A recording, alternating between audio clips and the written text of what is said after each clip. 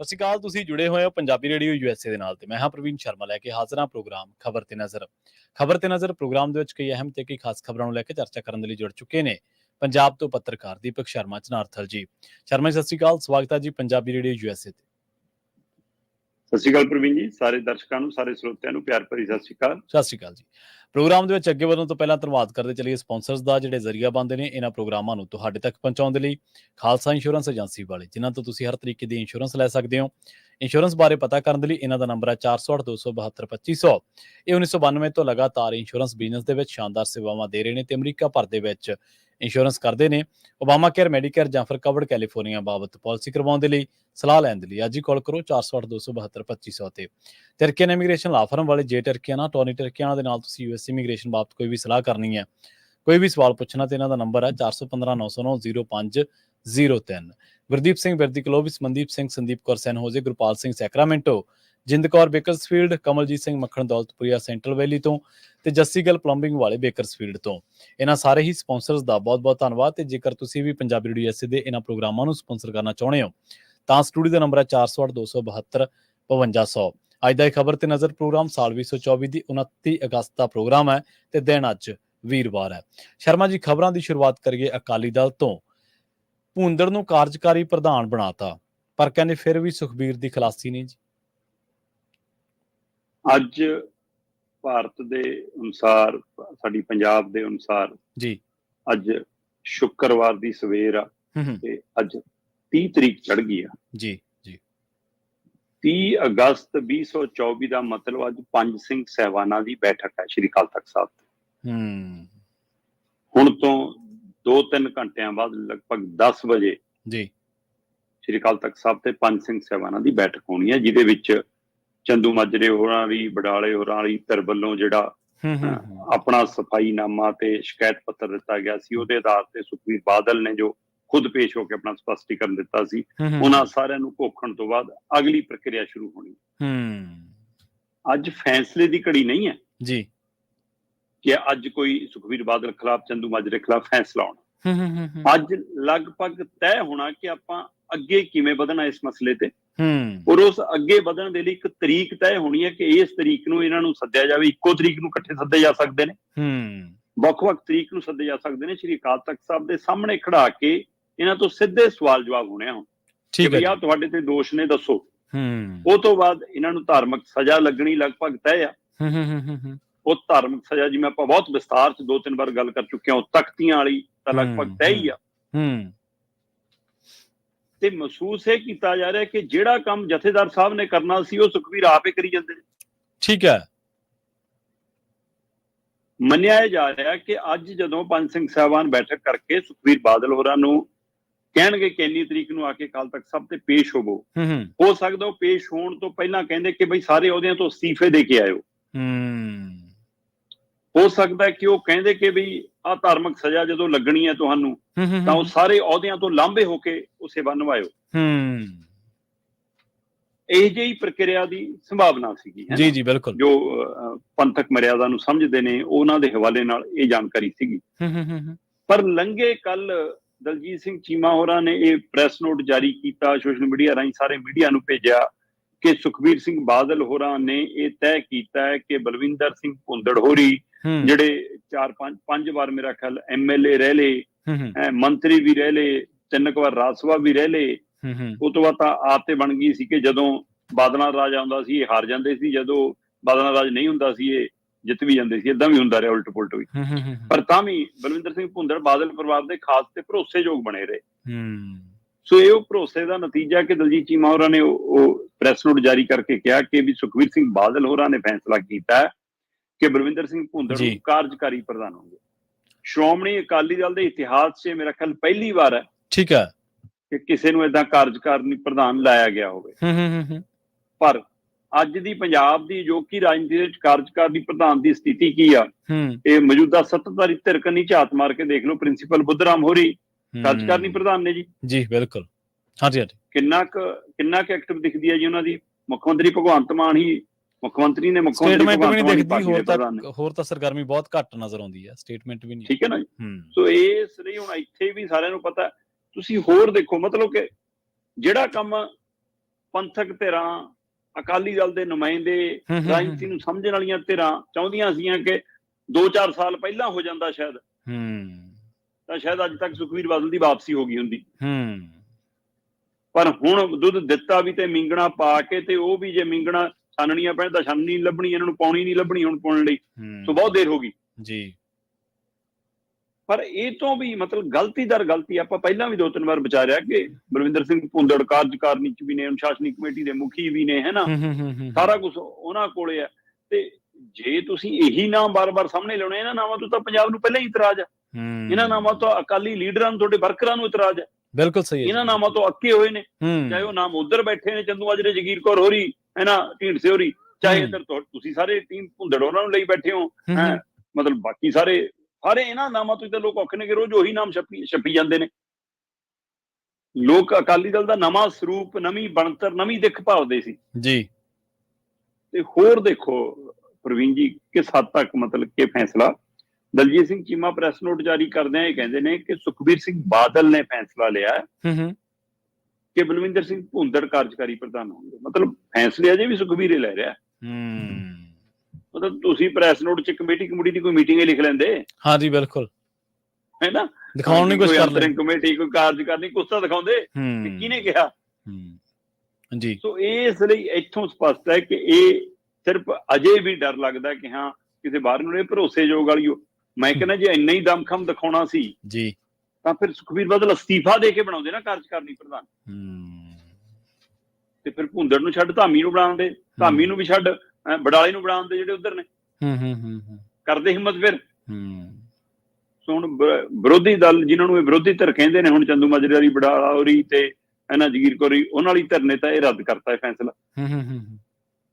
ਤੇ ਅਕਾਲੀ ਦਲ ਦੇ ਬਾਦਲ ਵਾਲੇ ਪਰਿਵਾਰ ਨੇ ਵੀ ਮਤਲਬ ਜੇ ਨਾ ਨਹੀਂ ਤਾਂ ਹਾਂ ਵੀ ਨਹੀਂ, ਪ੍ਰਵਾਨ ਵੀ ਨਹੀਂ ਗਾ ਤੇ ਕੁਛ ਨਹੀਂ ਗਾ, ਸਾਰੇ ਹੁਣ ਚੁੱਪ ਕਰਕੇ ਦੇਖ ਰਹੇ ਨੇ ਕਿ ਹੋਣਾ ਕੀ ਹੈ। ਅਸਲ ਸਭ ਦੀ ਨਜ਼ਰ ਹੁਣ ਅੱਜ ਜਥੇਦਾਰ ਸਾਹਿਬ ਦੇ ਫੈਸਲਿਆਂ ਤੇ ਹੈ। ਠੀਕ ਹੈ, ਕਿ ਉਹ ਅਗਲੀ ਕਿਹੜੀ ਤਰੀਕ ਪਾਉਂਦੇ ਨੇ, ਕਿਸ ਤਰੀਕ ਨੂੰ ਇਹਨਾਂ ਨੂੰ ਤਲਬ ਕਰਦੇ ਨੇ, ਕਿਸ ਤਰੀਕ ਨੂੰ ਇਹਨਾਂ ਤੋਂ। ਪਰ ਮੰਨਿਆ ਜਾ ਰਿਹਾ ਸੀਗਾ ਕਿ ਉੱਥੇ ਅਸਤੀਫਾ ਲਿਖਾਇਆ ਜਾਣਾ ਸੀ ਸੁਖਬੀਰ ਬਾਦਲ ਤੋਂ, ਪਰ ਸੁਖਬੀਰ ਬਾਦਲ ਨੇ ਅਜੇ ਵੀ ਉਹ ਥਾਂ ਰੱਖੀ ਹੋਈ ਹੈ ਕਿ ਅਸਤੀਫਾ ਆਪਣਾ ਤਾਂ ਦਿੱਤਾ ਨਹੀਂ, ਪਰ ਇਹਨਾਂ ਨੂੰ ਕਾਰਜਕਾਰਨੀ ਪ੍ਰਧਾਨ ਲਾਤਾ। ਪਰ ਕਾਰਜਕਾਰਨੀ ਪ੍ਰਧਾਨ ਲਾਉਣ ਤੋਂ ਪਹਿਲਾਂ ਜਾਂ ਤਾਂ ਆਪ ਉਹਦਾ ਛੱਡ ਦਿੰਦੇ ਕਿ ਮੈਂ ਸਾਰੇ ਉਹਦੇ ਛੱਡਤੇ ਜੀ, ਹੁਣ ਅਕਾਲ ਤਖਤ ਸਾਹਿਬ ਮੈਨੂੰ ਜਦੋਂ ਵੀ ਸੱਦੂਗਾ ਮੈਂ ਇੱਕ ਨਵਾਣੇ ਸਿੱਖ ਵਜੋਂ ਜਾਊਂਗਾ। ਪਰ ਅਜੇ ਆਪਣਾ ਕੋਈ ਬੋਲ ਨਹੀਂ, ਅਜੇ ਤਾਂ ਚੀਮਾ ਹੋਰਾਂ ਦਾ ਪ੍ਰੈਸ ਨੋਟ ਆਇਆ। ਪਰ ਇਹ ਅਕਾਲੀ ਦਲ ਮੈਨੂੰ ਲੱਗਦਾ ਦਰੁਸਤ ਹੋਣ ਦੀ ਬਜਾਏ ਗਲਤੀ ਦਰ ਗਲਤੀ ਕਰ ਰਿਹਾ, ਤੇ ਆਹ ਫੈਸਲਾ ਕਰਕੇ ਵੀ ਸੁਖਬੀਰ ਬਾਦਲ ਦੀ ਖਲਾਸੀ ਅਜੇ ਹੋਣ ਵਾਲੀ ਨਹੀਂ ਹੈ। ਅਸਲ ਦੇ ਵਿੱਚ ਤੁਸੀਂ ਇਹ ਦੇਖੋ ਨਾ ਵੀ ਸਿਆਸਤ ਸਾਡੀ, ਅਸੀਂ ਸਾਡੇ ਜਿਹੜੇ ਪੋਲੀਟੀਕਲ ਲੋਕ ਨੇ ਉਹਨਾਂ ਨੇ ਬਣਾ ਹੀ ਅਹੁਦਿਆਂ ਤੇ ਲਈ ਹੈ ਵੀ ਜੇਕਰ ਕੋਈ ਬੰਦਾ ਅਹੁਦੇ ਤੇ ਹੈ ਤਾਂ ਉਹ ਠੀਕ ਹੈ, ਕੰਟਰੋਲ ਕਰ ਲੂਗਾ, ਅਦਰਵਾਈਜ਼ ਨਹੀਂ। ਮਤਲਬ ਔਰੇ ਵਾਲਾ ਲੀਡਰ ਕੋਈ ਹੈ ਹੀ ਨਹੀਂਗਾ ਕਿ ਭਾਵੇਂ ਉਹ ਅਹੁਦੇ ਤੇ ਹੋਵੇ ਵੀ ਨਾ, ਪਰ ਫਿਰ ਵੀ ਉਹਦਾ ਔਰਾ ਏਡਾ ਕੁ ਹੋਵੇ ਵੀ ਉਹਨੂੰ ਲੀਡਰਸ਼ਿਪ ਲੀਡਰ ਮੰਨਦੀ ਹੋਵੇ, ਉਹਦੀ ਪਾਰਟੀ ਦਾ ਕਾਡਰ, ਉਹਦੀ ਪਾਰਟੀ ਦੇ ਲੋਕ। ਹਾਂਜੀ ਹਾਂਜੀ, ਸੁਰਜੀਤ ਸਿੰਘ ਬਰਨਾਲਾ ਹੈਨਾ, ਰਿਹਾ ਕਿਸੇ ਸਮੇਂ ਔਰਾ ਰਿਹਾ ਉਹਦਾ, ਵੱਖਰੀ ਗੱਲ ਹੈ ਪੰਜਾਬ ਤੋਂ ਬਾਹਰ, ਹੈਨਾ, ਪਰ ਜੱਥਾ ਗੁਰਚਰਨ ਸਿੰਘ ਟੌੜਾ ਦਾ ਔਰਾ ਸੀਗਾ। ਬਿਲਕੁਲ ਬਿਲਕੁਲ, ਕਾਮਰੇਡ ਸੁਰਜੀਤ ਦਾ ਔਰਾ ਸੀਗਾ ਬਿਲਕੁਲ, ਠੀਕ ਹੈ ਨਾ। ਔਰੇ ਵਾਲੇ ਲੀਡਰ ਹੋਏ ਨੇ ਬਿਲਕੁਲ। ਪ੍ਰਕਾਸ਼ ਸਿੰਘ ਬਾਦਲ ਦਾ ਵੀ ਔਰਾ ਰਿਹਾ, ਪਰ ਉਹ ਸਮਾਂ ਰਹਿ ਕੇ ਫਿਰ ਉਹ ਘਟਦਾ ਚਲਾ ਗਿਆ, ਸੀਮਤ ਹੁੰਦਾ ਗਿਆ, ਫਿਰ ਉਹਦੇ ਬੜੇ ਹੋਣ ਲੱਗ ਪਏ, ਉਹਨਾਂ ਦਾ ਔਰਾ ਬਹੁਤ ਛੋਟਾ ਹੋ ਗਿਆ। ਉਹ ਫਿਰ ਅਹੁਦਿਆਂ ਦੀ ਦੌੜ ਉਹਨਾਂ ਦੇ ਸਾਹਮਣੇ ਵਧੀ ਨਾ, ਉਹਨਾਂ ਦੇ ਵੇਹਨੇ ਹੀ ਵਧੀ, ਅਹੁਦਿਆਂ ਦੀ ਦੌੜ ਵੀ ਤਾਂ ਫਿਰ ਇਸੇ ਕਰਕੇ ਛੋਟਾ ਹੋ ਗਿਆ ਜੀ। ਅਗਲੀ ਖਬਰ ਦੇ ਵੱਲ ਵਧੀਏ ਤੇ ਕਹਿੰਦੇ ਪੰਜਾਬ ਦੇ ਵਿੱਚ ਹੁਣ ਮਿਸ਼ਨ ਲੋਟਸ ਨਹੀਂ, ਮਿਸ਼ਨ ਝਾੜੂ ਸ਼ੁਰੂ ਹੋਣ ਵਾਲਾ ਹੈ। ਇਹ ਮਿਸ਼ਨ ਝਾੜੂ ਕਿਵੇਂ ਜੀ? ਦੇਖੋ, ਕ੍ਰਿਕਟ ਦੇ ਮੈਦਾਨ ਦੇ ਵਿੱਚ ਜਦੋਂ ਖਿਡਾਰੀ ਖੇਡ ਜਾਂਦਾ ਨਾ ਜੀ, ਖਾਸ ਕਰ ਓਪਨਿੰਗ ਬੈਟਸਮੈਨ, ਤਾਂ ਪ੍ਰਵੀਨ ਜੀ ਉਹਦੀ ਕੋਸ਼ਿਸ਼ ਹੁੰਦੀ ਹੈ ਕਿ ਵੀ ਆ ਪਹਿਲੀਆਂ 10-20 ਬੋਲਾਂ ਮੈਂ ਕੱਢ ਲਵਾਂ, ਫਿਰ ਉਹਦੀ ਹੁੰਦੀ ਹੈ ਕਿ ਲੈ ਵੀ 20-25 ਰਨ ਤਾਂ ਜ਼ਰੂਰ ਬਣ ਜਾਣ। ਜਦੋਂ 20-25 ਰਨ ਬਣ ਜਾਂਦੇ ਆ, ਫਿਰ ਉਹਨੂੰ ਹੁੰਦਾ ਕਿ ਅਬ ਤਾਂ ਸੈਂਕੜਾ ਜਾਂ ਤਾਂ ਮਾਰ ਹੀ ਰਹੀ ਹੈ, 50 ਰਨ ਤਾਂ ਬਣ ਜਾਣ ਜੀ, ਤੇ 70-75 ਤੋਂ ਪਾਰ ਜਾਣ ਤੋਂ ਬਾਅਦ ਫਿਰ ਉਹ ਸੈਂਕੜੇ ਦੀ ਝਾਕ ਲਾ ਜਾਂਦਾ ਕਿ ਲੈ ਵੀ ਹੁਣ ਸੈਂਕੜਾ ਮਾਰਨਾ। ਹਾਂਜੀ ਹਾਂਜੀ, ਤੇ ਮੁੱਖ ਮੰਤਰੀ ਭਗਵੰਤ ਮਾਨ ਹੁਣ ਸੈਂਕੜਾ ਮਾਰਨ ਦਾ ਸੁਪਨਾ ਦੇਖਦੇ, 92 ਤੇ ਖੜੇ। ਉਹ ਕਹਿੰਦੇ 100 MLA ਵਾਲਿਆਂ ਦਾ ਮੁੱਖ ਮੰਤਰੀ ਬਣਨਾ। ਅੱਛਾ, ਕਹਿੰਦੇ ਅੰਦਰ ਇਹ ਚਰਚਾ ਛਿੜ ਪਈ ਆ ਕਿ ਇਸ ਲਈ ਹੁਣ ਜਿਹੜੇ ਸਰਕਾਰ ਚ ਆਉਂਦਿਆਂ ਹੀ ਪ੍ਰੈਸ ਕਾਨਫਰੰਸ ਕਰਕੇ ਆਪਣੇ ਚਾਹੇ ਬੁਲਾਰੇ ਤੋਂ, ਚਾਹੇ MLA ਤੋਂ, ਸ਼ੀਤਲ ਉਗਰਾਲ ਵਰਗੇ ਤੋਂ ਵੀ ਕਹਿੰਦੇ ਸੀਗੇ ਕਿ ਮਿਸ਼ਨ ਲੋਟਸ ਚੱਲ ਰਿਹਾ ਜੀ, 25 ਕਰੋੜ ਤੋਂ ਲੈ ਕੇ 40-45 ਕਰੋੜ ਤੱਕ ਸਾਡੇ MLA ਨੂੰ ਖਰੀਦਣ ਦੀ ਕੋਸ਼ਿਸ਼ ਹੈ। ਇਹ ਤਾਂ ਦੋਸ਼ ਲਾਉਂਦੇ ਰਹਿ ਗਏ, ਅਗਲੇ ਸੁਸ਼ੀਲ ਰਿੰਕੂ ਨੂੰ ਵੀ ਲੈ ਗਏ ਤੇ ਅਗਲੇ ਸ਼ੀਤਲ ਉਗਰਾਲ ਵੀ ਲੈ ਗਏ। ਬਿਲਕੁਲ। ਹੁਣ ਇਹ ਜਵਾਬ ਦੇਣ ਕਿ ਉਹ ਮਿਸ਼ਨ ਲੋਟਸ ਹੋਇਆ ਕਿ ਨਹੀਂ ਹੋਇਆ, 25 ਕਰੋੜ ਹੋਇਆ ਕਿ 45 ਕਰੋੜ ਹੋਇਆ, ਹਿਸਾਬ ਕਿਤਾਬ ਦੇਣ ਜਾਂ ਨਾ ਦੇਣ। ਜੀ। ਪਰ ਹੁਣ ਕਹਿੰਦੇ ਕਿ ਉਹ ਫਾਰਮੂਲਾ ਆਮ ਆਦਮੀ ਪਾਰਟੀ ਵੀ ਅਪਣਾ ਸਕਦੀ ਹੈ। ਠੀਕ ਹੈ। ਦੇਖੋ, ਜਦੋਂ ਪੰਜਾਬ ਨੇ ਇਹਨਾਂ ਨੂੰ ਸੱਤਾ ਸੌਂਪੀ ਤਾਂ ਦਿਲ ਖੋਲ ਕੇ ਸੌਂਪੀ, 92 MLA ਦਿੱਤੇ। ਬਿਲਕੁਲ ਜੀ, ਬਿਲਕੁਲ। ਤੇ ਸ਼ੀਤਲ ਉਗਰਾਲ ਇਹਨਾਂ ਦਾ ਪਾਲਾ ਬਦਲ ਗਏ। MP ਦੀ ਟਿਕਟ ਸਣੇ ਸੁਸ਼ੀਲ ਰਿੰਕੂ ਗਏ, ਉਧਰੋਂ ਲਿਆਏ ਸੀ, ਉਹ ਵਾਪਸ ਹੋਰ ਪਾਸੇ ਚਲੇ ਗਏ।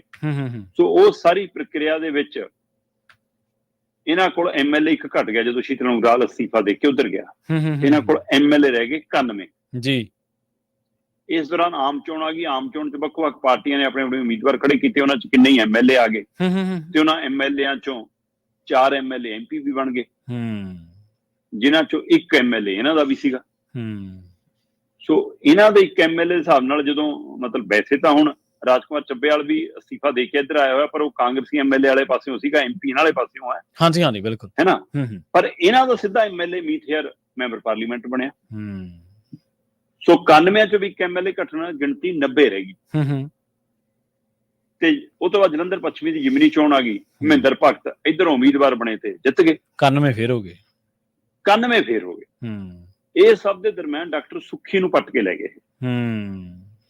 ਮਤਲਬ ਜਦੋਂ ਡਾਕਟਰ ਸੁੱਖੀ ਆਮ ਆਦਮੀ ਪਾਰਟੀ ਸ਼ਾਮਲ ਹੋਏ ਤਦ ਫਿਰ ਇਹ ਹੋ ਗਿਆ ਕਿ ਜੇ ਡਾਕਟਰ ਸੁੱਖੀ ਜਾ ਸਕਦੇ, ਹੁਣ ਕੋਈ ਵੀ ਜਾ ਸਕਦਾ, ਕਿਉਂਕਿ ਉਹਨਾਂ ਨੂੰ ਸਿਧਾਂਤਵਾਦੀ ਲੀਡਰਾਂ ਚ ਇੱਕ ਮੰਨਿਆ ਜਾਂਦਾ ਹੈ। ਸੋ ਡਾਕਟਰ ਸੁੱਖੀ ਦੇ ਜਾਣ ਤੋਂ ਬਾਅਦ ਬੇਸ਼ੱਕ ਉਹਨਾਂ ਤੇ ਦਲ ਬਦਲੀ ਕਾਨੂੰਨ ਲਾਗੂ ਹੁੰਦਾ ਹੈ, ਪਰ ਕੈਪਟਨ ਉਹਨਾਂ ਦੇ ਟਾਈਮ ਕਿਵੇਂ ਸੁਖਪਾਲ ਖਹਿਰੇ ਹੋਰਾਂ ਦਾ ਇਹਨਾਂ ਦਾ ਸਮਾਂ ਲੰਘਾਇਆ ਗਿਆ, ਸਭ ਨੂੰ ਪਤਾ ਹੈ। ਸਪੀਕਰ ਦੇ ਹੱਥ ਕਿੰਨਾ ਕੁਛ ਹੁੰਦਾ ਹੈ, ਉਹੀ ਸਪੀਕਰ ਦੇ ਹੱਥ ਹੁਣ ਡੋਰ ਹੈ। ਸੋ ਅਸੀਂ ਸਮਾਂ ਆਪਾਂ ਕਹਿੰਦੇ ਚਲੋ ਆਪਾਂ ਇਹਨੂੰ ਗਿਣ ਲਈਏ, ਬਾਹਰੋਂ ਵੀ MLA ਹੋ ਕੇ ਆਪਾਂ ਗਿਣ ਲਈਏ ਕਿ ਚਲੋ ਮੁੜ ਕੇ ਇਹਨਾਂ ਕੋਲ MLA 92 ਹੋ ਗਏ। ਹਾਂਜੀ, ਤੇ 4 ਰਹੀਆਂ ਜ਼ਿਮਨੀ ਚੋਣ। ਮਹਿੰਦਰ ਭਗਤ ਆਉਣ ਨਾਲ 91 ਹੋ ਗਏ ਸੀ ਤੇ ਸੁੱਖੀ ਆਉਣ ਨਾਲ 92 ਹੋ ਗਏ। ਹੁਣ 4 ਜ਼ਿਮਨੀ ਚੋਣ, ਫੈਸਲਾ ਵੋਟਰ ਨੇ ਕਰਨਾ। ਹਾਂਜੀ, ਹਲਕਾ ਵਾਈਜ਼ ਕਰਨਾ। ਕਾਂਗਰਸ ਆਪਣੇ ਹਲਕਿਆਂ ਨੂੰ ਕਾਇਮ ਰੱਖਣਾ ਚਾਹੂਗੀ। ਭਗਵੰਤ ਮਾਨ ਹੋਰੀ ਸੱਤਾ ਤੇ ਜ਼ਿਮਨੀ ਚੋਣ ਦੇ ਹਵਾਲੇ ਨਾਲ ਜਿੱਤਣਾ ਚਾਹਣਗੇ। ਜਦੋਂ ਆਮ ਆਦਮੀ ਪਾਰਟੀ ਨੇ ਸਰਕਾਰ ਸੰਭਾਲੀ ਸੀ, ਸਰਕਾਰ ਬਣਦਿਆਂ ਹੀ ਪਹਿਲੀ ਜ਼ਿਮਨੀ ਚੋਣ ਆਮ ਆਦਮੀ ਪਾਰਟੀ ਹਾਰ ਗਈ ਸੀ, ਉਹ ਵੀ ਮੁੱਖ ਮੰਤਰੀ ਦੇ ਹਲਕੇ 'ਚ ਆਪਣੀ ਉਹ ਸੀਟ ਮੈਂਬਰ ਪਾਰਲੀਮੈਂਟ ਵਾਲੀ। ਹਾਂਜੀ। ਪਰ ਉਹ ਤੋਂ ਬਾਅਦ ਜਲੰਧਰ ਦੇ ਚਾਹੇ MP ਵਾਲੀ ਜ਼ਿਮਨੀ ਚੋਣ ਆਈ ਤੇ ਚਾਹੇ ਜਲੰਧਰ ਪੱਛਮੀ ਵਾਲੀ MLA ਵਾਲੀ ਜ਼ਿਮਨੀ ਚੋਣ ਆਈ। ਦੋਵੇਂ ਚੋਣਾਂ ਆਮ ਆਦਮੀ ਪਾਰਟੀ ਨੇ ਜਿੱਤ ਕੇ ਮੁੱਖ ਮੰਤਰੀ ਨੇ ਸੁਨੇਹਾ ਦਿੱਤਾ ਕਿ ਮੈਂ ਹੁਣ ਜ਼ਿਮਨੀ ਚੋਣਾਂ ਦੀ PhD ਕਰ ਲਈ ਆ, ਹੁਣ ਨਹੀਂ ਮੈਂ ਪਿੱਛੇ ਹਟਦਾ। ਸੋ ਜੇ ਆਪਾਂ ਉਸ ਫਾਰਮੂਲੇ ਦੇ ਹਿਸਾਬ ਨਾਲ ਦੇਖੀਏ ਵੀ, ਜਿਵੇਂ ਹੁਣ ਡਿੰਪੀ ਢਿੱਲੋਂ ਨੂੰ ਸ਼ਾਮਲ ਕੀਤਾ ਹੈ ਨਾ, ਚਾਹੇ ਬਾਹਰੋਂ ਲਿਆ ਕੇ ਖੇਡਣੇ ਪੈ ਰਹੇ ਨੇ। ਹੁਣ ਰੌਲਾ ਪੈ ਰਿਹਾ ਕਿ ਪੰਜਾਬ ਨੂੰ ਬਚਾਉਣ ਦਾ ਤਹੀਆ ਕਰਨ ਵਾਲਾ ਇੱਕ ਕਲਾਕਾਰਾਂ ਚੋਂ ਕਲਾਕਾਰ ਨੇ ਇੱਕ ਭੂਮਿਕਾ ਨਿਭਾਈ ਹੈ ਇਹਨੂੰ ਲਿਆਉਣ ਪਿੱਛੇ ਦਾ। ਚਲੋ ਇਹ ਇੱਕ ਵੱਖਰੇ ਪਹਿਲੂ ਨੇ, ਪਰ ਆਪਾਂ ਜਿਹੜੇ ਪਹਿਲੂ ਤੇ ਗੱਲ ਕਰ ਰਹੇ ਹਾਂ ਕਿ ਹੁਣ ਆਪਾਂ ਜ਼ਿਮਨੀ ਚੋਣਾਂ ਦੇ ਹਵਾਲੇ ਨਾਲ ਜੇ 4 ਦੀਆਂ 4 ਸੀਟਾਂ ਮੁੱਖ ਮੰਤਰੀ ਦੀ ਮਨ ਦੀ ਤਮੰਨਾ ਦੇ ਅਨੁਸਾਰ ਮੰਨ ਲਈਏ ਕਿ ਆਮ ਆਦਮੀ ਪਾਰਟੀ ਜਿੱਤ ਗਈ। ਹਾਂਜੀ, 96 ਹੋ ਜਾਣਗੇ, ਤਾਂ ਵੀ 96 ਹੋਏ ਨਾ। 4 ਤਾਂ ਫਿਰ ਵੀ ਘੱਟ ਹੈ, 4 ਫਿਰ ਘੱਟ ਹੈ। ਹੁਣ 4 ਦੇ ਲਈ ਫਿਰ ਕਹਿੰਦੇ ਮਿਸ਼ਨ ਝਾੜੂ ਚੱਲੂਗਾ। ਠੀਕ ਹੈ। ਫਿਰ ਇਹਦੇ ਲਈ ਹੁਣ ਸੌਦਾ ਹੁੰਦਾ ਹੈ, ਡਰਾਇਆ ਜਾਂਦਾ ਹੈ, ਧਮਕਾਇਆ ਜਾਂਦਾ ਹੈ, ਖਰੀਦਿਆ ਜਾਂਦਾ ਹੈ, ਪੱਟਿਆ ਜਾਂਦਾ ਹੈ, ਕਿਸੇ ਹੋਰ ਅਹੁਦੇ ਦਾ ਲਾਲਚ ਹੁੰਦਾ ਹੈ। ਉਹ ਨਜ਼ਰ ਕਿਹਦੇ ਤੇ ਆ? ਅਯਾਲੀ ਦਾ ਜ਼ਿਕਰ ਕਰ ਚੁੱਕੇ ਨੇ, ਇਹ ਆਪ ਹੀ ਜ਼ਿਕਰ ਕਰ ਚੁੱਕੇ ਨੇ, ਹੈ ਨਾ। ਅਕਾਲੀ ਦਲ ਕੋਲ 2 MLA ਬੱਚੇ ਨੇ, ਸਭ ਤੋਂ ਵੱਧ ਡਰ ਉਸੇ ਨੂੰ ਹੈ। ਬਸਪਾ ਕੋਲ 1 ਹੈ, ਫਿਕਰ ਉਹਨਾਂ ਨੂੰ ਹੈ। ਭਾਜਪਾ ਕੋਲ ਵੀ 2 ਨੇ, ਪਰ ਕਹਿੰਦੇ ਜੀ ਭਾਜਪਾ ਖਰੀਦਣ 'ਚ ਮਾਰ ਹੈ, ਵਿਕਣ 'ਚ ਅਜੇ ਇੰਨੀ ਤੇਜ਼ੀ ਨਹੀਂ ਆਈ ਅਜੇ ਉਹਨਾਂ ਦੀ, ਹੈ ਨਾ। ਤੇ ਉਹ ਤੋਂ ਬਾਅਦ ਕਾਂਗਰਸ ਨੂੰ ਤਾਂ ਪਤਾ ਹੀ ਨਹੀਂ ਗਾ ਕਿ ਕਾਂਗਰਸ ਦਾ ਕਿਹੜਾ ਕਿੱਧਰ ਚਲੇ ਜਾਵੇ। ਸੁੰਦਰ ਸ਼ਾਮ ਅਰੋੜਾ ਗਿਆ ਸੀ, ਵਾਪਸ ਆ ਗਿਆ, ਹੈ ਨਾ। ਕਿੰਨੇ ਹੀ ਗਏ ਸੀ, ਕਿੰਨੇ ਬਲਵੀਰ ਸਿੱਧੂ ਵਰਗੇ ਵਾਪਸ ਵੀ ਆਲੇ। ਸੋ ਇਹ ਉਹਨਾਂ ਦੀ ਤੋਰਾਫੇਰੀ ਪਤਾ ਹੀ ਨਹੀਂ ਕੌਣ ਕਿੱਧਰ ਚਲਾ ਜਾਵੇ। ਉਹ ਤਾਂ ਮਤਲਬ ਖੁੱਲੀ ਲਗਾਮਾਂ ਨੇ ਸਾਰਿਆਂ ਦੀਆਂ ਨਾ। ਸੋ ਇਸ ਲਈ ਕਾਂਗਰਸੀਆਂ ਦੇ ਉੱਤੇ ਵੀ ਨਿਸ਼ਾਨੇਬਾਜ਼ੀ ਹੈਗੀ ਆ। ਹੁਣ ਦੇਖਣ ਵਾਲੀ ਗੱਲ ਹੋਊਗੀ ਕਿ ਮਿਸ਼ਨ ਝਾੜੂ 4 MLA ਲਈ ਚੱਲਦਾ, 6 ਲਈ ਚੱਲਦਾ ਕਿ 8 ਖਰੀਦਣੇ ਪੈ ਜਾਂਦੇ। ਜ਼ਿਮਨੀ ਚੋਣਾਂ ਦੇ ਨਤੀਜੇ ਵੀ ਕਾਫੀ ਤੈਅ ਕਰਨਗੇ। ਪਰ ਮੁੱਖ ਮੰਤਰੀ ਹੋਰਾਂ ਦੀ ਤਮੰਨਾ ਹੈ ਕਿ ਮੈਂ 100 MLA ਵਾਲਾ ਸੈਂਕੜਾ ਮਾਰ ਕੇ ਮੁੱਖ ਮੰਤਰੀ ਵਾਲੀ ਕੁਰਸੀ ਦੇ ਉੱਤੇ ਬੈਠਣਾ ਕਿ ਲਓ ਵੀ 100 MLA ਵਾਲਾ ਮੁੱਖ ਮੰਤਰੀ। ਭਗਵੰਤ ਮਾਨ ਹੁਣ ਇਹ ਰਿਕਾਰਡ ਬਣਾਉਣ ਦੇ ਚੱਕਰ 'ਚ 99 ਦੇ ਗੇਟ ਚੁਲਝ ਗਏ ਨੇ, 92 ਵਾਲੇ MLA। ਰਿਕਾਰਡ ਬਣਾਉਣ ਦੇ ਚੱਕਰ 'ਚ ਤਾਂ ਬਹੁਤ ਕੁਛ ਹੋ ਗਿਆ। ਰਿਕਾਰਡ ਬਣਾਉਣ ਦੇ ਚੱਕਰ 'ਚ ਤਾਂ 25 ਸਾਲਾਂ ਵਾਲਾ ਰਾਜ ਵੀ ਵੇਖ ਲਿਆ ਲੋਕਾਂ ਨੇ। ਰਿਕਾਰਡ ਦੇ ਚੱਕਰ 'ਚ ਤਾਂ ਬਹੁਤ ਕੁਛ ਹੈਗਾ, ਪਰ ਇੱਕ ਧਾਰਨਾ ਪੋਲੀਟੀਕਲ ਲੋਕਾਂ ਦੀ ਵੇਖ ਲਓ, ਸੋਚ ਵੇਖ ਲਓ ਵੀ 60 MLA ਚਾਹੀਦੇ ਨੇ ਤੁਹਾਡੇ ਕੋਲੇ, 59 ਜੇਕਰ ਤੁਸੀਂ ਬਹੁਮਤ ਦੇ ਵਿੱਚ ਆ ਸਰਕਾਰ ਦਾ ਦਾਅਵਾ ਪੇਸ਼ ਕਰਨ ਵਾਸਤੇ, ਤੇ ਤੁਹਾਡੇ ਕੋਲੇ 92 ਨੇ।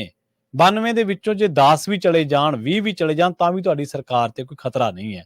ਬਾਵਜੂਦ ਇਹ ਤੁਹਾਨੂੰ ਟੀਚੇ MLA ਵਧਾਉਣ ਦੀ ਬਜਾਏ ਜੇ ਕੰਮ ਦੇ ਰਿਕਾਰਡ ਦੇ ਬਣਾ ਲੈਣ ਤੇ ਖਬਰਾਂ ਲੋਕ ਇਦੋਂ ਅਗਲੀ ਵਾਰ ਪਹੁੰਚਾਉਣ ਦੇ ਕਿ ਅੱਜ ਤੱਕ ਮੈਂ ਕਹਿੰਦਾ ਬੁਲਾ ਲਓ ਪੰਜਾਬ ਦੇ ਪੁਰਾਣੇ ਸਿਰਦ ਧਿਰਾਂ ਬੈਠੀਆਂ ਨੇ, ਪੰਜਾਬ ਦੇ ਸੂਝਵਾਨ ਲੋਕ ਬੈਠੇ ਨੇ, ਪੰਜਾਬ 'ਚ ਸੰਸਥਾਵਾਂ ਨੇ, ਸੰਸਥਾਵਾਂ ਦੇ ਮੁਖੀ ਨੇ, ਯੂਨੀਵਰਸਿਟੀਆਂ ਨੇ, ਬੁਲਾਓ ਸਾਰਿਆਂ ਦੀ ਖੁੱਲੀ ਚਰਚਾ ਕਰੋ ਵੀ ਕਿ ਮੈਨੂੰ ਕੋਈ 5 ਕੰਮ ਇਹੋ ਜਿਹੇ ਦੱਸ ਦਿਓ ਜਿਹਦੇ ਨਾਲ ਮੈਂ ਪੰਜਾਬ 'ਚ ਅਜਿਹੇ ਕੰਮ ਕਰ ਜਾਵਾਂ ਇੱਕ ਨਵਾਂ ਇਤਿਹਾਸ ਬਣ ਜਾਵੇ। ਰਚੋ ਇਤਿਹਾਸ ਅਸੀਂ ਕਹਿੰਦੇ ਹਾਂ, ਬਿਲਕੁਲ ਅਸੀਂ ਵਾਹ ਵਾਹੀ ਕਰਾਂਗੇ, ਕਰ ਜੋ ਨਾ, ਕੰਮ ਦੇ ਨਾਲ ਚੇਤੇ ਕਰਾਓ ਨਾ ਲੋਕਾਂ ਨੂੰ।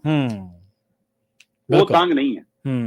ਸਿਆਸੀ ਸੰਤੁਸ਼ਟੀ ਆ ਨਾ ਜਿਹੜੀ, ਉਹਦਾ ਲੈਵਲ ਹੁਣ ਜ਼ਿਆਦਾ ਉੱਚਾ ਹੋ ਗਿਆ। ਉਹਦੇ ਲਈ ਬਹੁਤ ਹੱਥ ਪੈਰ ਮਾਰਨ ਲੱਗ ਪਏ ਲੀਡਰ। ਜਿਵੇਂ ਤੁਸੀਂ ਕਿਹਾ, ਸੁਹਿਰਦ ਧਿਰਾਂ ਤਾਂ ਉਹ ਆਪ ਸੁਹਿਰਦ ਧਿਰਾਂ ਦੇ ਵਿੱਚ ਆਉਂਦੇ ਨੇ, ਆਪ ਕਦੇ ਵਿਸਲ ਬਲੋਰਿੰਗ ਕਰਦੇ ਰਹੇ ਨੇ, ਸਰਕਾਰਾਂ ਨੂੰ ਚੇਤਾ ਕਰਾਉਂਦੇ ਰਹੇ ਨੇ, ਅਖਬਾਰਾਂ 'ਚ ਲੇਖ ਲਿਖਦੇ ਰਹੇ ਨੇ ਕਦੇ ਪੰਜਾਬ ਦੇ ਮਸਲਿਆਂ ਦੇ ਉੱਤੇ। ਪਰ ਅੱਜ ਖੈਰ ਇਹ ਸੱਤਾ ਹੈ ਜੀ, ਇਹ ਸਾਰਾ ਕੁਝ ਹੀ ਬਦਲ ਦਿੰਦੀ ਹੈ। ਨਹੀਂ, ਪਰ ਹਾਂਜੀ, ਪਰ ਉਹ ਲੇਖਣੀ ਤੇ ਉਹ ਰਹਿਣੀ ਸਹਿਣੀ, ਉਹ ਆਪ ਹੀ ਤਾਂ ਕਹਿੰਦੇ ਨੇ ਕਿ ਦੀਪ ਢਿੱਲੋਂ ਤਾਂ ਸਾਡਾ ਮੇਜ਼ਬਾਨ ਸੀ, ਅਸੀਂ ਤਾਂ ਇਹਦੇ ਘਰੇ ਮੰਜਾ ਡਾ ਕੇ ਰਹਿੰਦੇ ਸੀ, ਇਹਦਾ ਮੁੰਡਾ ਗੋਦੀ ਚੱਕ ਕੇ ਖਿਲਾਉਂਦੇ ਸੀ। ਸੋ ਹੁਣ ਇੱਥੋਂ ਹੀ ਹਿਸਾਬ ਲਾ ਲਓ ਕਿ ਜਿਹੀ ਜਿਹੀਆਂ ਮੇਜ਼ਬਾਨੀਆਂ ਮਾਣੀਆਂ ਨੇ, ਫਿਰ ਹੁਣ ਉਹੀ ਜਿਹੇ ਅੰਦਾਜ਼ੇ ਕੰਮ ਦੇ ਹੋਣਗੇ ਨਾ। ਜੀ ਜੀ ਬਿਲਕੁਲ। ਅਗਲੀ ਗੱਲ ਸਰਕਾਰ ਦੀ ਕੋਈ ਕਰ ਲਈਏ। ਸ਼ਰਮਾ ਜੀ ਕਹਿੰਦੇ ਮੁੱਖ ਮੰਤਰੀ ਨੇ ਬੈਠਕ ਮੰਤਰੀਆਂ ਨਾਲ ਕੀਤੀ ਤੇ ਪਰ ਭੜਕੇ ਅਫਸਰਾਂ ਉੱਤੇ। ਜੀ ਦੇਖੋ, ਕੈਬਨਿਟ ਬੈਠਕ ਦੇ ਵਿੱਚ ਚਰਚਾ ਅਕਸਰ ਬਾਹਰ ਆ ਜਾਂਦੀ ਹੈ ਬੰਦ ਦਰਵਾਜ਼ਿਆਂ, ਜੋ ਕਿ ਮੁੱਖ ਮੰਤਰੀ ਸਾਹਿਬ ਹੁਣ ਮੰਤਰੀਆਂ ਤੇ ਭੜਕ ਜਾਂਦੇ ਨੇ। ਮੰਤਰੀਆਂ ਦੀ ਕਲਾਸ ਵੀ ਠੀਕ ਹੈ, ਜੇ ਪੰਜਾਬ ਦੇ ਕੰਮਾਂ ਲਈ ਕਲਾਸ ਲੈਂਦੀ ਹੈ ਤਾਂ ਚੰਗੀ ਗੱਲ ਹੈ, ਜੇ ਕੋਈ ਹੋਰ ਪਹਿਲੂ ਆ ਤਾਂ ਫਿਰ ਇਹ ਪਤਾ ਨਹੀਂ।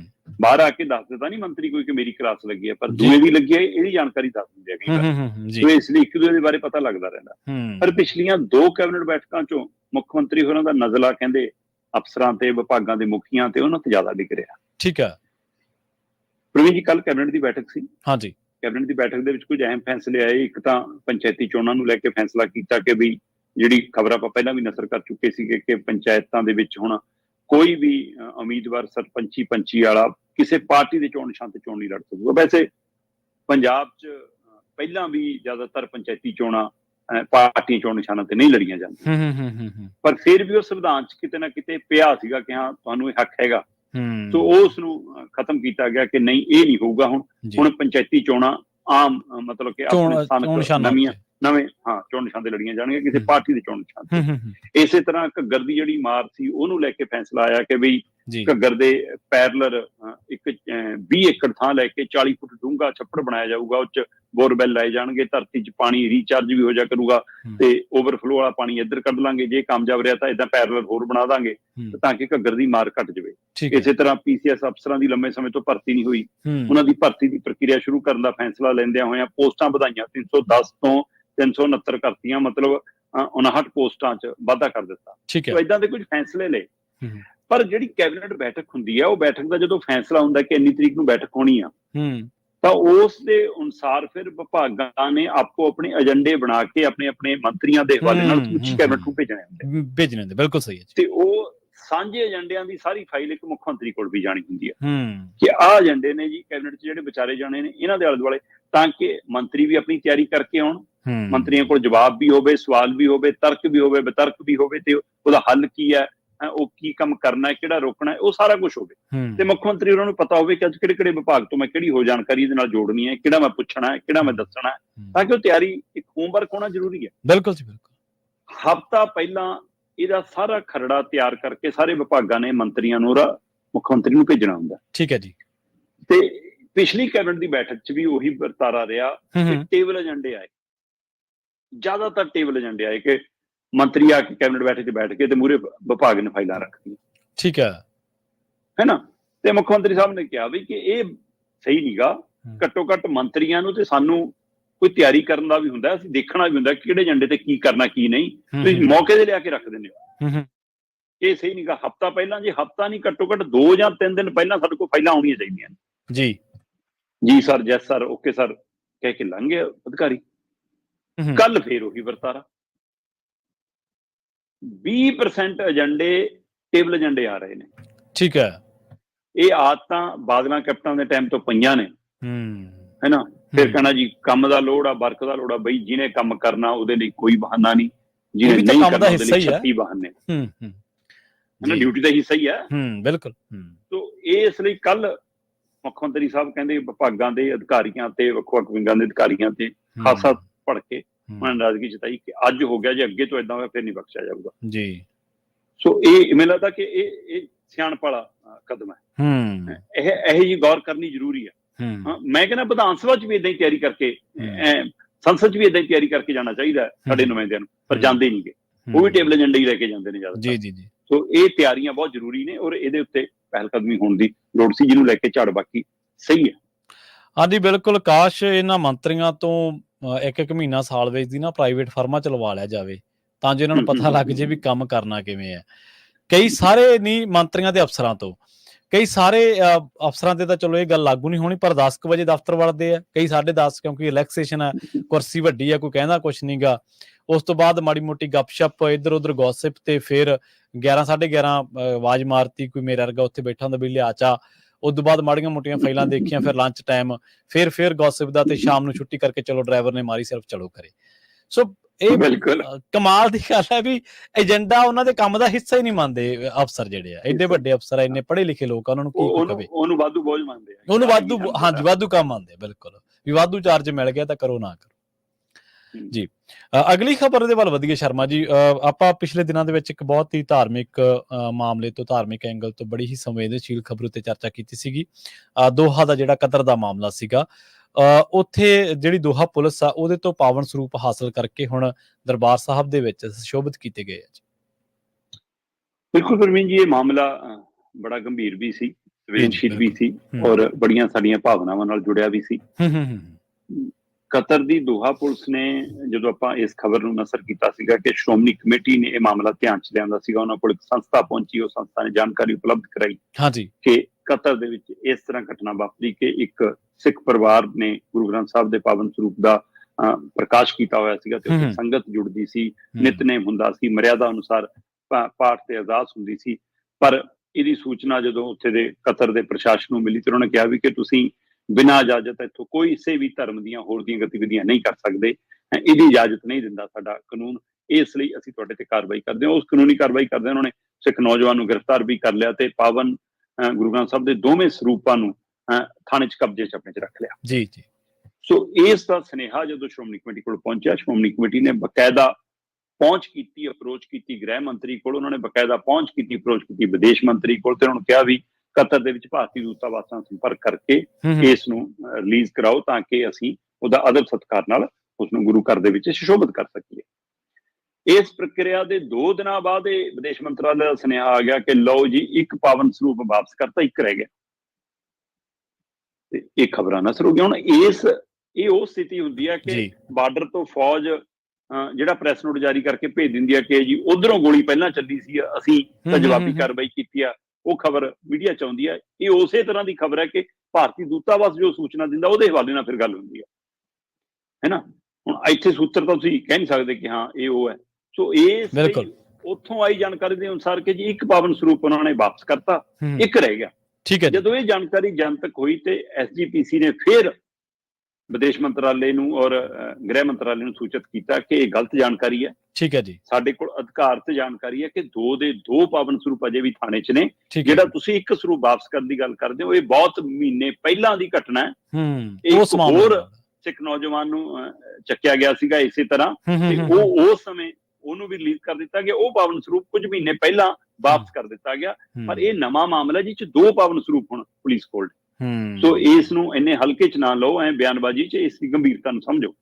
ਤੇ ਉਹ ਤੋਂ ਬਾਅਦ ਫਿਰ ਦੁਬਾਰਾ ਗ੍ਰਹਿ ਮੰਤਰੀ ਦੇ ਨਿਰਦੇਸ਼ਾਂ ਤੇ ਵਿਦੇਸ਼ ਮੰਤਰੀ ਚੌਕਸ ਹੋਏ, ਤੇ ਉਹ ਤੋਂ ਬਾਅਦ ਕਹਿੰਦੇ ਦੁਬਾਰਾ ਕਤਰ ਦੇ ਪ੍ਰਸ਼ਾਸਨ ਨਾਲ ਭਾਰਤੀ ਦੂਤਾਵਾਸ ਨੇ ਸੰਪਰਕ ਸਾਧਿਆ, ਤੇ ਫਿਰ ਦੋਹਾ ਦੀ ਪੁਲਿਸ ਨੇ ਦੋਵੇਂ ਪਾਵਨ ਸਰੂਪ ਭਾਰਤੀ ਦੂਤਾਵਾਸ ਨੂੰ ਸੌਂਪ ਦਿੱਤੇ।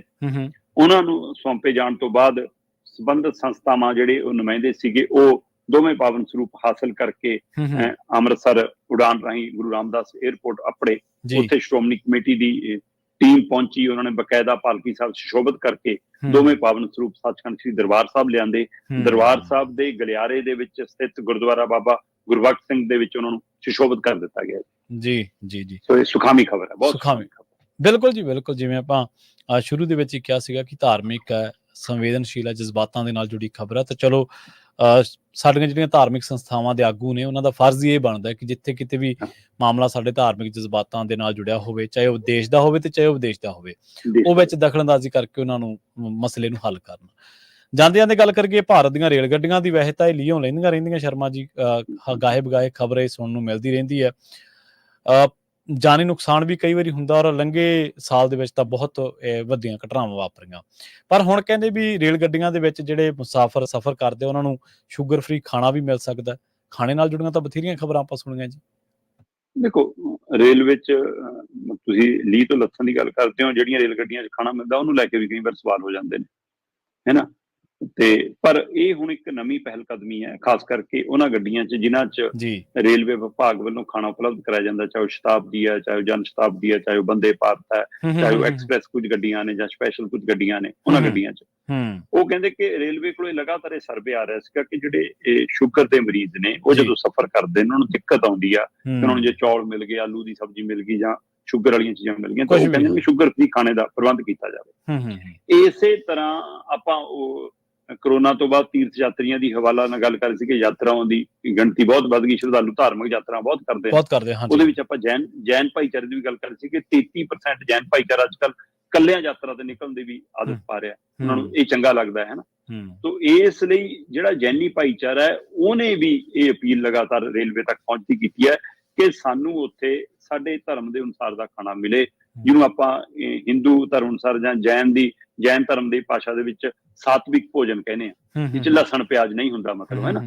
ਸੋ ਉਹ ਉਹਨਾਂ ਦੀ ਮੰਗ ਸੀ। ਸੋ ਇਹ ਦੋਏ ਪਹਿਲੂਆਂ ਨੂੰ ਗੌਰ ਕਰਦਿਆਂ ਹੋਇਆ ਰੇਲਵੇ ਵਿਭਾਗ ਨੇ ਦੇਖਿਆ ਕਿ ਭਾਰਤ ਦੇ ਵਿੱਚ 10 ਕਰੋੜ ਤੋਂ ਵੱਧ ਸ਼ੂਗਰ ਦੇ ਮਰੀਜ਼ ਨੇ ਜੀ, ਤੇ 10 ਕਰੋੜ ਤੋਂ ਵੱਧ ਸ਼ੂਗਰ ਦੇ ਮਰੀਜ਼ ਚੋਂ ਜੇ ਲੱਖ ਬੰਦਾ ਵੀ ਰੋਜ਼ ਰੇਲ 'ਚ ਸਫ਼ਰ ਕਰਦਾ, 10 ਕਰੋੜ ਚੋਂ ਵੈਸੇ ਤਾਂ ਵੱਧ ਕਰਦੇ ਹੋਣੇ, ਆਪਾਂ ਤਾਂ ਵੈਸੇ ਗੱਲ ਕਰ ਰਹੇ ਹਾਂ ਕਿ ਮੈਂ ਕਹਿੰਦਾ ਜੇ 1 ਲੱਖ ਬੰਦਾ ਵੀ ਉਹਦੇ ਵਿੱਚੋਂ ਜੇ 30, 40, 50 ਹਜ਼ਾਰ ਬੰਦਾ ਵੀ ਰੋਜ਼ ਉਸ ਗੱਡੀ 'ਚ ਸਫ਼ਰ ਕਰਦਾ ਜਿਸ 'ਚ ਖਾਣੇ ਦਾ ਉਹਨੇ ਬੁੱਕ ਕਰਾਇਆ, ਤਾਂ ਫਿਰ ਰੇਲਵੇ ਦੀ ਜ਼ਿੰਮੇਵਾਰੀ ਬਣਦੀ ਹੈ ਕਿ ਆਪਣੇ ਯਾਤਰੂ ਨੂੰ ਉਹ ਸਹੂਲਤ ਮਿਲੇ। ਸੋ ਇਸ ਜ਼ਿੰਮੇਵਾਰੀ ਨਿਭਾਉਂਦਿਆਂ ਰੇਲਵੇ ਨੇ ਪਹਿਲ ਕੀਤੀ ਕਿ ਬਿਲਕੁਲ ਜੀ ਅਸੀਂ ਹੁਣ ਜਿਹੜੇ ਸ਼ੂਗਰ ਫ੍ਰੀ ਮਰੀਜ਼ ਨੇ, ਸ਼ੂਗਰ ਵਾਲੇ ਮਰੀਜ਼ ਨੇ, ਉਹਨਾਂ ਨੂੰ ਸ਼ੂਗਰ ਫ੍ਰੀ ਖਾਣਾ ਦੇਵਾਂਗੇ। ਇਸੇ ਤਰ੍ਹਾਂ ਜਿਹੜੇ ਜੈਨ ਭਾਈਚਾਰੇ ਨਾਲ, ਜੈਨ ਧਰਮ ਨਾਲ ਸੰਬੰਧਿਤ ਨੇ, ਉਹਨਾਂ ਦੀ ਗਿਣਤੀ ਭਾਰਤ 'ਚ 42 ਲੱਖ ਹੈ ਜੀ, ਤੇ ਉਹਨਾਂ 'ਚੋਂ ਹੁਣ ਜਿਹੜੇ ਲੰਬੀ ਯਾਤਰਾਵਾਂ ਤੇ ਜਾਂਦੇ ਨੇ ਉਹਨਾਂ ਨੂੰ ਵੀ ਸਾਤਵਿਕ ਭੋਜਨ, ਮਤਲਬ ਬਿਨਾਂ ਲਸਣ ਪਿਆਜ਼ ਵਾਲਾ ਭੋਜਨ ਮਿਲ ਸਕੂਗਾ। ਜਿਵੇਂ ਆਪਾਂ ਜਹਾਜ਼ 'ਚ ਲਿਖਦੇ ਆ ਨਾ ਕਿ ਮੈਨੂੰ ਆਹ ਮੀਲ ਚਾਹੀਦਾ, ਹੈ ਨਾ, ਉਸੇ ਤਰ੍ਹਾਂ ਇੱਥੇ ਵੀ ਤੁਸੀਂ ਵੈਜ ਨੌਨ ਵੈਜ ਦੇ ਨਾਲ ਨਾਲ ਹੁਣ ਇਹ ਵੀ ਲਿਖ ਸਕਦੇ ਹੋ ਕਿ ਮੈਨੂੰ ਸ਼ੂਗਰ ਫ੍ਰੀ ਚਾਹੀਦਾ ਜਾਂ ਮੈਨੂੰ ਜੈਨੀ ਥਾਲੀ ਚਾਹੀਦੀ ਹੈ, ਜੈਨੀ ਭੋਜਨ ਚਾਹੀਦਾ। ਸੋ ਇਹ ਆਪਸ਼ਨਾਂ ਆ ਰਹੀਆਂ ਨੇ, ਇਹ ਚੰਗੀ ਪਹਿਲ ਕਦਮੀ ਹੈ। ਜੀ ਜੀ, ਬਿਲਕੁਲ। ਇੱਕ ਨਾ ਆਪਾਂ ਇੱਕ ਵਾਰੀ ਖਬਰ ਵੀ ਕੀਤੀ ਸੀ, ਤੁਸੀਂ ਕਿਹਾ ਸੀਗਾ ਵੀ ਇੱਕ ਸਕੂਲ ਦੇ ਵਿੱਚ ਇੱਕੋ ਟੀਚਰ ਤੇ ਇੱਕੋ ਸਟੂਡੈਂਟ, ਆਪਾਂ ਭਾਵੇਂ ਇੱਕ ਵੀ ਬੰਦਾ, ਉਹਦਾ ਖਿਆਲ ਰੱਖਣਾ ਸਰਕਾਰਾਂ ਦੇ ਸਿਸਟਮ ਦਾ ਫਰਜ਼ ਹੈ। ਚਾਹੇ ਉਹ ਕਿ ਤੁਸੀਂ ਤਾਂ ਬਹੁਤ ਵੱਡੀ ਗਿਣਤੀ ਦੱਸੀ, ਔਰ ਯਾਤਰਾ ਕਿਉਂਕਿ ਜਿਹੜਾ ਸਾਡਾ ਦਰਮਿਆਨਾ ਤਬਕਾ, ਮੱਧ ਵਰਗ ਲੋਕ ਨੇ, ਉਹਨਾਂ ਲਈ ਇਹੀ ਇੱਕ ਸੁਖਾਵਾਂ ਸਫ਼ਰ ਹੈ ਜਿਹਦੇ ਨਾਲ ਉਹ ਆਸਾਨੀ ਨਾਲ ਜਾਂ ਵਾਜਬ ਪੈਸਿਆਂ 'ਚ ਕਰ ਸਕਦਾ। ਫਲਾਈਟਾਂ ਜਾਂ ਬੱਸਾਂ ਦਾ ਉਹ ਨਹੀਂ ਕਈ ਵਾਰੀ ਉਹਨੂੰ ਚੁੱਕਣ ਦੇ ਸਮਰੱਥ ਹੁੰਦਾ, ਪਰ ਫਿਰ ਵੀ ਚਲੋ ਲੋਕਾਂ ਦੇ ਧਿਆਨ ਦੇ ਹਿੱਤਰ ਇਹ ਜਿਹੜਾ ਫੈਸਲਾ ਚੰਗੀ ਗੱਲ ਹੈ। ਚਲੋ ਉਮੀਦ ਹੈ ਕਿ ਇਹਦੇ ਵਿੱਚ ਕੋਈ ਮਿਲਾਵਟਾਂ ਜਾਂ ਕੋਈ ਹੋਰ ਚੀਜ਼ਾਂ ਨਾ ਮਿਲਣਗੀਆਂ ਦੇਖਣ। ਬਸ ਆਹੀ ਹੈ। ਹਾਂਜੀ, ਬਿਲਕੁਲ। ਸ਼ਰਮਾ ਜੀ, ਇਹਨਾਂ ਖਾਸ ਖਬਰਾਂ ਤੇ ਖਾਸ ਜਾਣਕਾਰੀਆਂ ਦੇ ਲਈ ਬਹੁਤ ਬਹੁਤ ਧੰਨਵਾਦ ਜੀ। ਬਹੁਤ ਸ਼ੁਕਰੀਆ ਜੀ। ਪ੍ਰੋਗਰਾਮ ਖਬਰ ਤੇ ਨਜ਼ਰ ਨੂੰ ਆਪਾਂ ਇੱਥੇ ਸਮਾਪਤ ਕਰਾਂਗੇ। ਤੁਹਾਡਾ ਸਾਰਿਆਂ ਦਾ ਵੀ ਬਹੁਤ ਧੰਨਵਾਦ। ਸਤਿ ਸ਼੍ਰੀ ਅਕਾਲ। ਜੁੜੇ ਰਹੋ ਪੰਜਾਬੀ ਰੇਡੀਓ USA ਦੇ ਨਾਲ।